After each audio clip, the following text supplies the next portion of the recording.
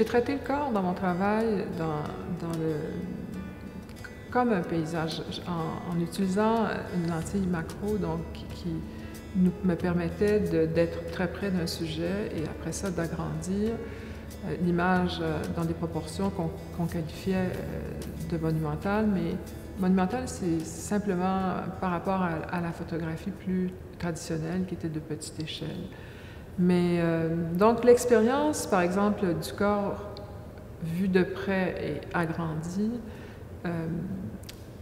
offre au spectateur une expérience qui est près de l'observation du paysage, finalement. Donc l'équivalence du corps comme paysage était déjà inscrite dans le travail à ce moment-là.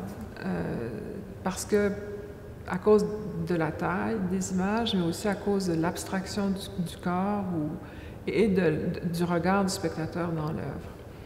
Alors, tranquillement, le paysage s'est d'abord inscrit de cette manière-là, mais aussi, lorsque j'ai réalisé la Voie lactée, qui est une œuvre qui est située sur le toit du Musée d'art contemporain, l'œuvre est à contre-ciel. Donc, l'inscription d'un fragment de corps, donc, qui sont une bouche très agrandie, est vue dans un décor naturel, donc dans un décor qui est le paysage, donc à contre-ciel le jour et à contre-ciel la nuit aussi.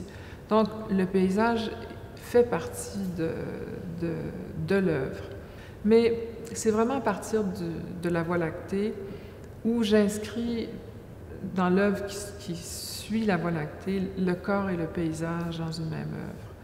Donc, le corps du ciel est un grand diptyque photographique et est composé de 2 images, c'est-à-dire un gros plan sur une ecchymose et qui est couplé avec des nuages dans le ciel. Donc, c'est dans cette œuvre-là que les 2 sujets importants de mon travail sont cités.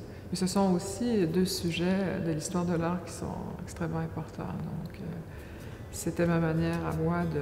Mais c'est des choses aussi qu'on ne fait pas de manière consciente, mais après ça, quand on a un recul, on s'aperçoit que c'est là que le corps et le paysage deviennent un.